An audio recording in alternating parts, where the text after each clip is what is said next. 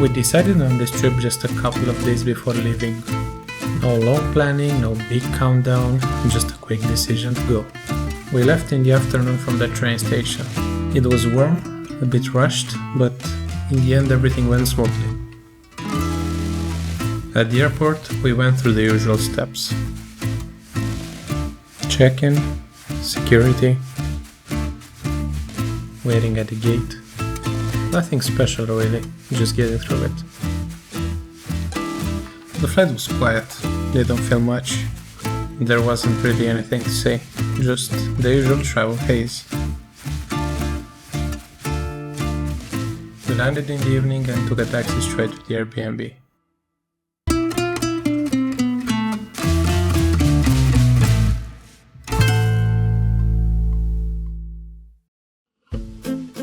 We stayed in Monte Verde, a quiet neighborhood just outside the center of Rome.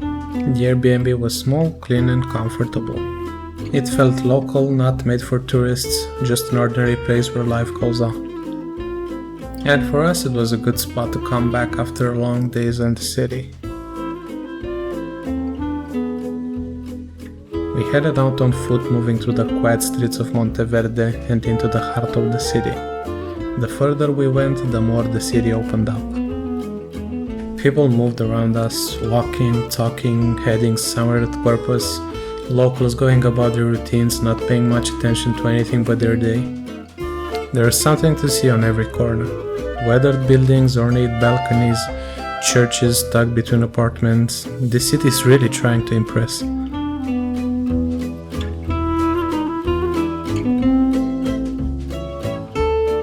Finally, we made our way to the famous Trastevere neighborhood, the kind of neighborhood that feels older than the city around it.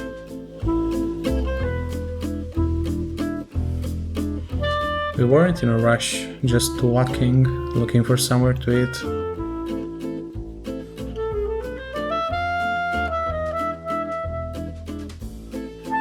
Trastevere is one of Rome's oldest neighborhoods. Its name means beyond the Tiber. It sits on the west side of the river and was once home to working class families, artists and outsiders from the main city.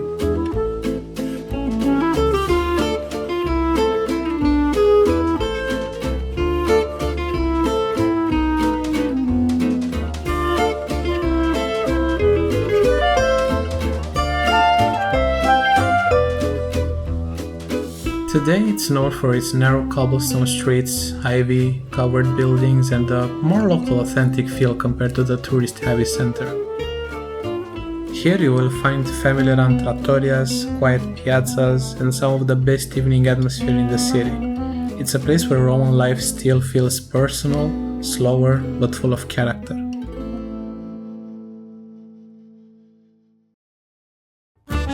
We ended up at a place called Santi Forti, which so happens to be located on Viale di Trastevere number 40. This was our real first contact with Roman food. Simple dishes, local ingredients, the kind of meal that sets the tone for everything that comes after.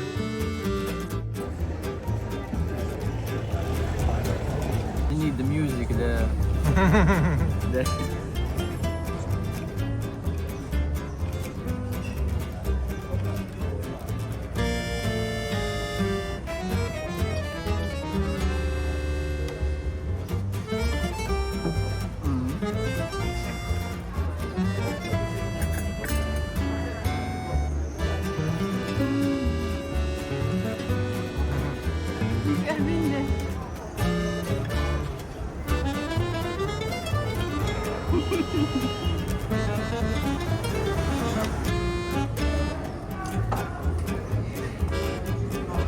It is hot indeed. But just the right amount of hot. I need to taste that. So this is the margherita.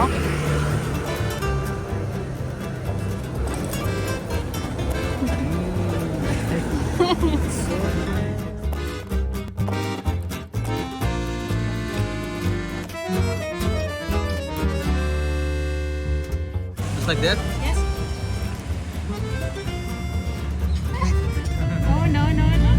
my tongue. It's okay.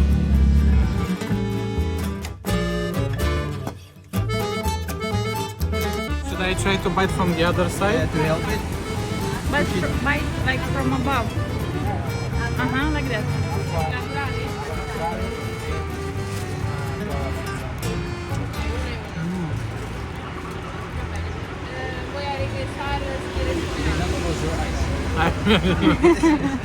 It's super good.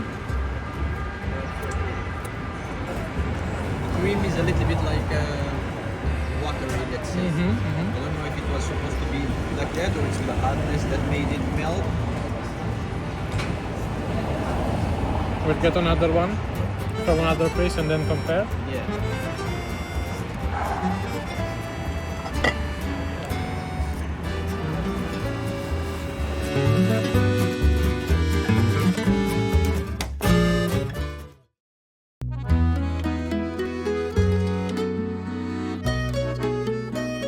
After lunch, we crossed the river and made our way into the city center.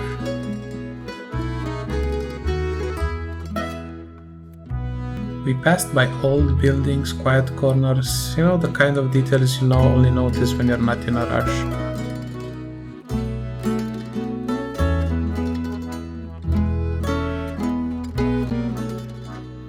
The shift was immediate.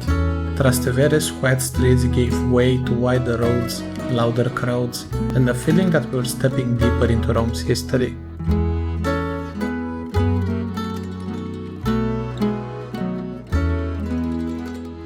We didn't follow a strict route, just moved through the streets, stepping here and there, taking it in.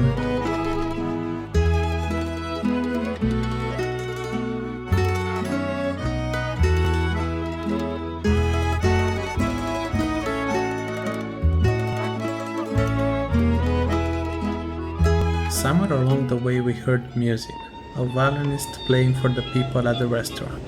It was a small moment, but it stuck with us.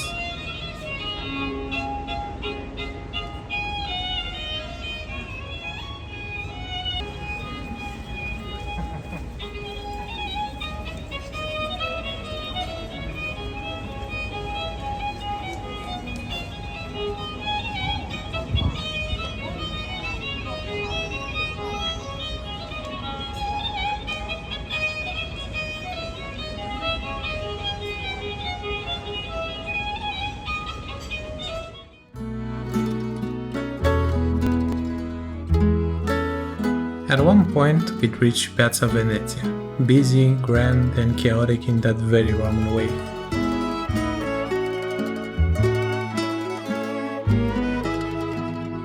From there, we kept walking, past traffic, statues, and stone rails, until finally we caught our first glimpse of it, the Colosseum. It's one of those places that you've seen 1,000 times, but seeing it in person is something else entirely.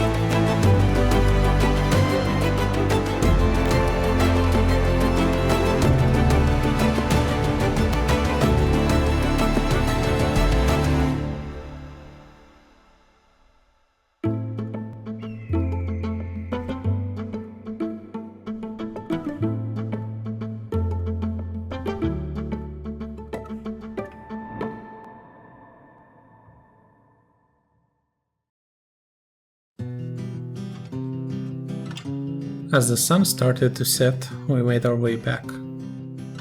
The streets were quieter now.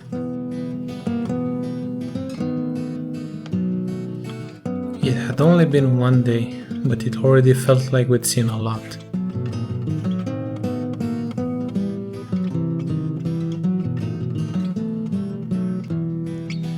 On our way back, we stumbled across Chiesa di Santa Maria ai Monti.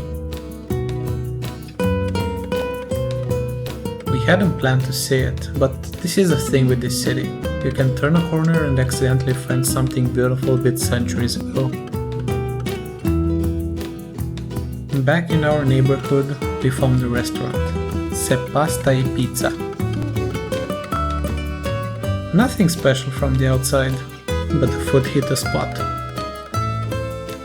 A simple way to end the first day.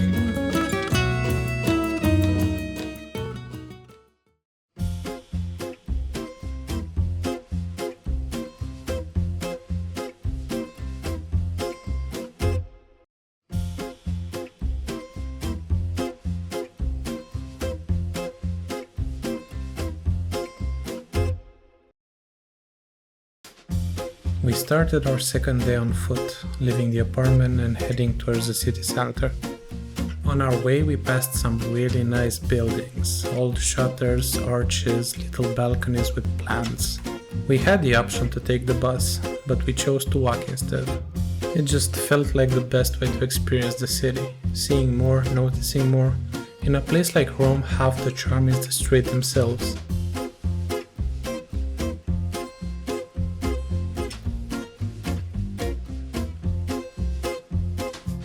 By midday we stopped for lunch at a place called La Canonica. Outdoor tables, relaxed vibe, a mix of locals and tourists. We were really hungry and this place just felt right. Our first proper sit-down meal of the day.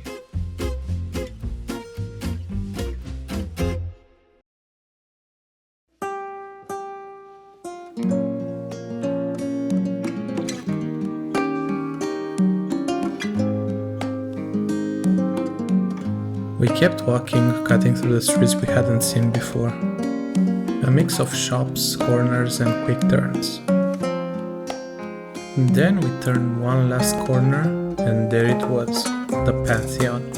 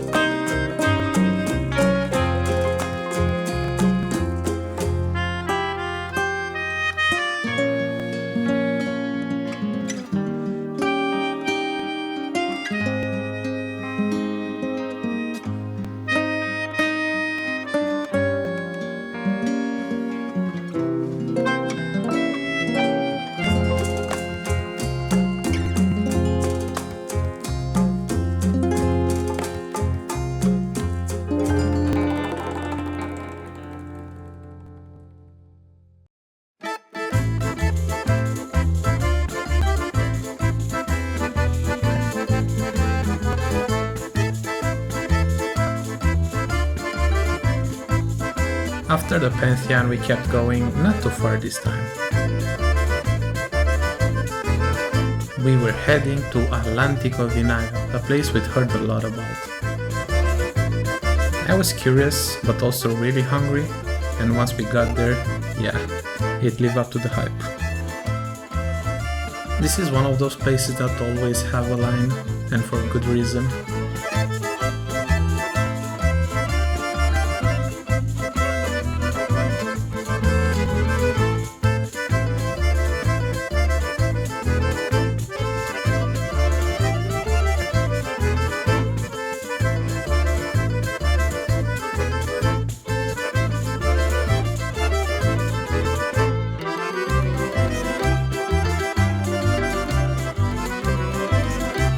The sandwiches are huge, packed with flavor and made fresh right in front of you.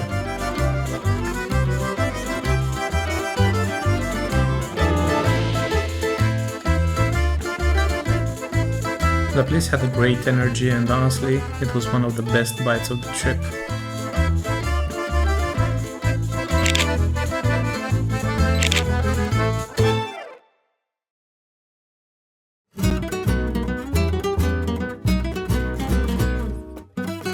After lunch, our next stop, Piazza Navona. It's one of those places that just pulls you in. Street performers, fountains, people everywhere.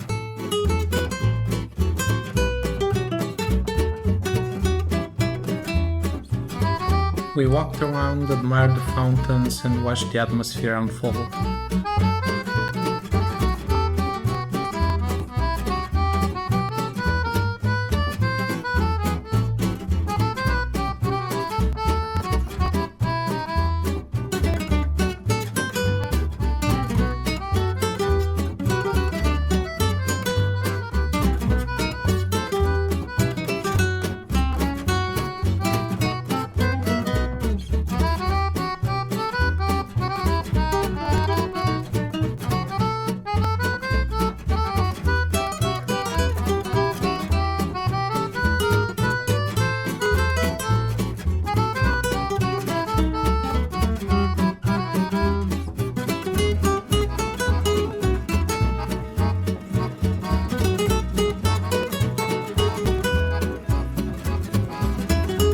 Then we stepped inside Chiesa di Santa Agnese Agone, calm, quiet, and stunning on the inside.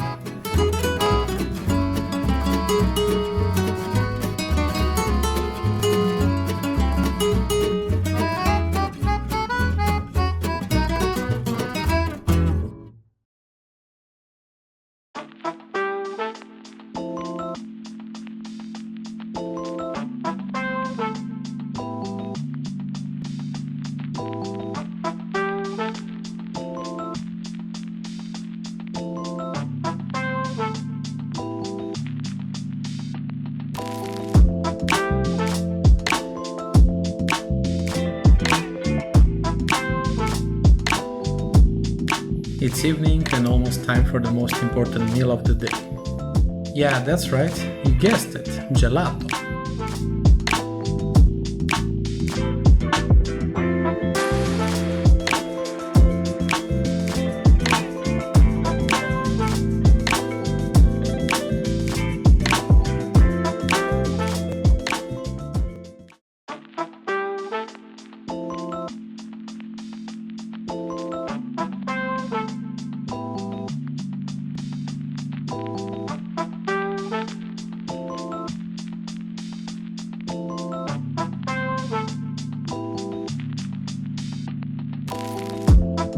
We started our third day with a quick stop right across the street from our Airbnb. A little thrift store that also felt like a pawn shop. We weren't really looking for anything, just curious to see what was inside.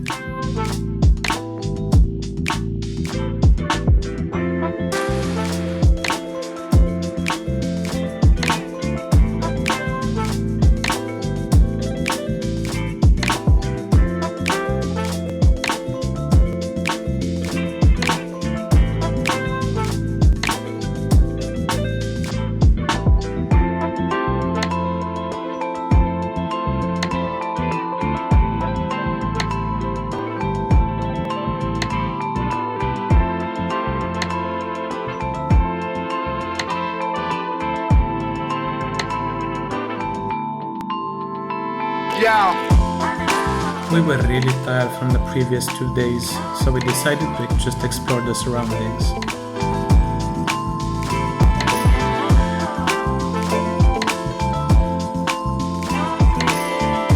This part of the city felt a little less busy, but still full of character.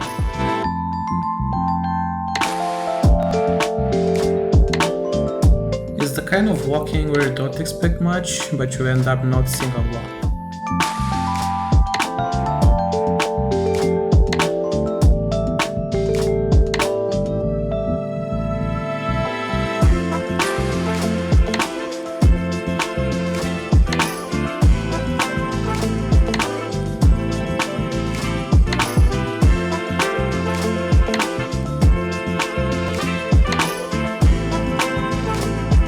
We made our way towards the place where we were about to get lunch, Osteria Palmira.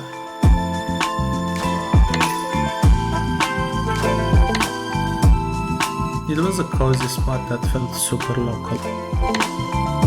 I ordered a dish called maialino da latte, a milk-fed piglet with roast potatoes. I didn't know what to expect, but it was amazing. Super tender, full of flavor, easily one of the best meals I had on this trip.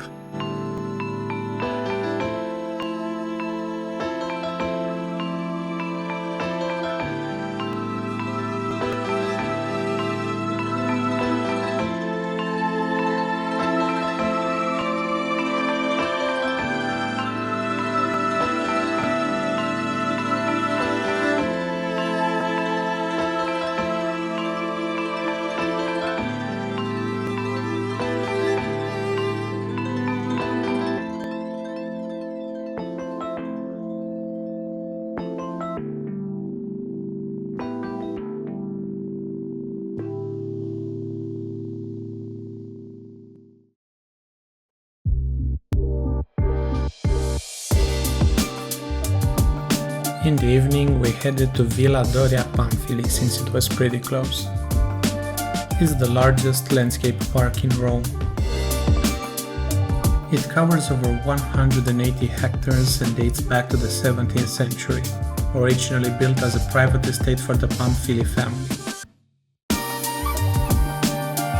Today, it's a public park with wide walking paths, pine groves, fountains, and even a small lake. It's a quieter, more local spot and a great place to escape the more tourist-heavy areas.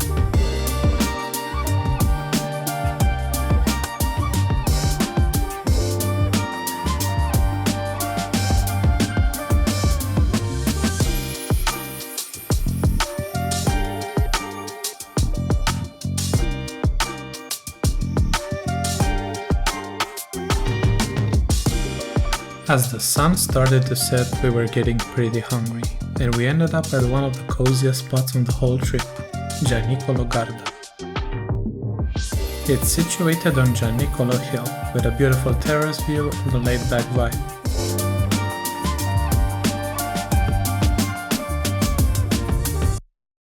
We had some drinks, a glass of red wine, and a couple of pizzas. As the name suggests, they're like pizzas but lighter and crispier. We spent quite some time in this place. It was the kind of dinner that makes you want to slow down and just enjoy where you are.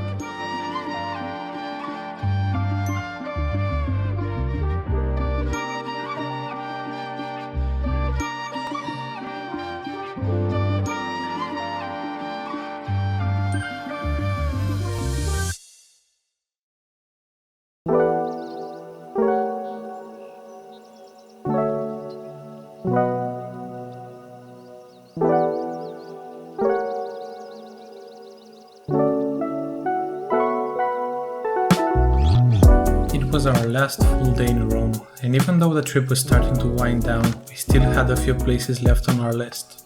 There were a couple of sites we hadn't made it to yet, so we planned to make the most of the day and catch up on what we'd missed.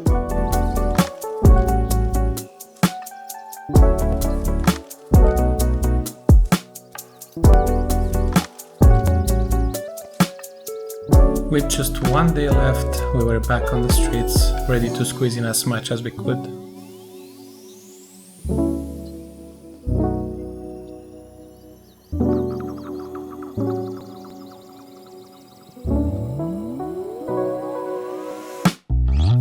Our first stop was Fontana di Trevi, one of the most iconic places in Rome.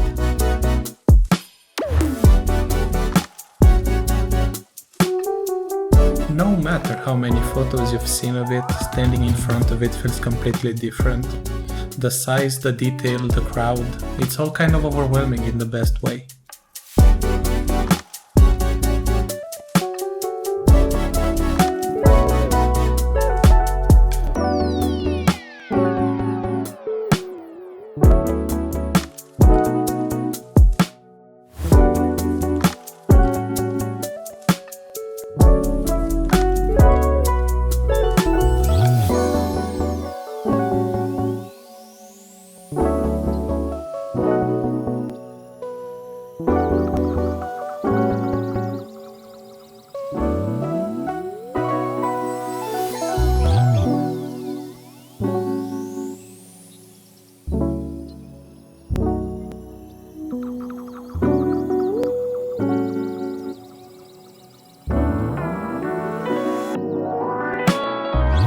Of course we throw a coin in, just like you're supposed to.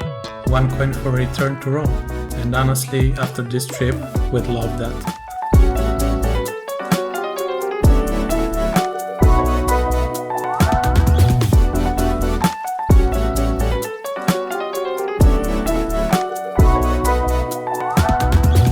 Next up were the Spanish Steps. We didn't stay long, just enough to take it in for a moment.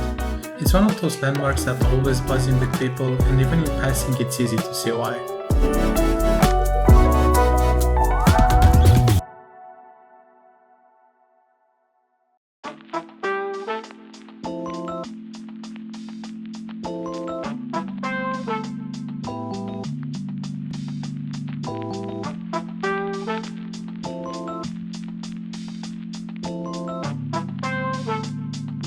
For our last meal in Rome, we went to Da Michele, the same spot made famous in Naples, but now with a home here too.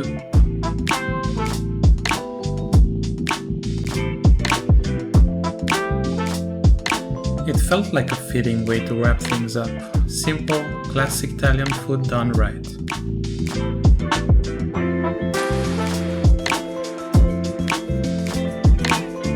After days of pasta, pizza and everything in between, this was the perfect send-off.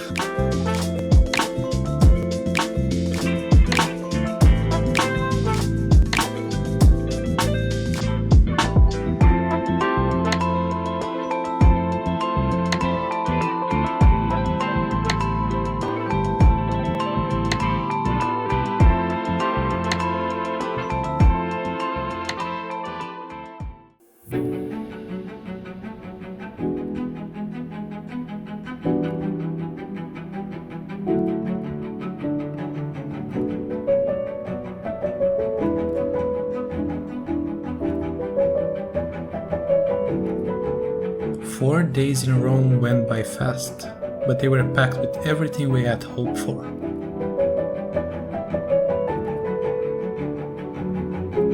Amazing food, beautiful streets, and more history than we could process at once.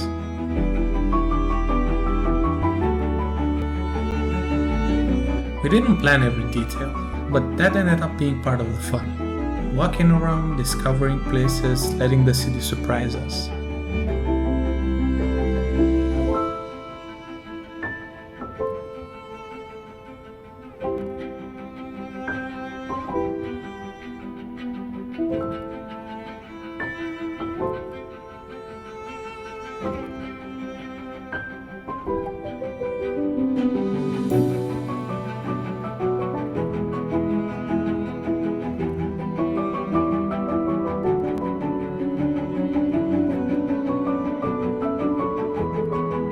As we left the city behind, it felt like Rome had given us more than we expected, a solid start of the journey.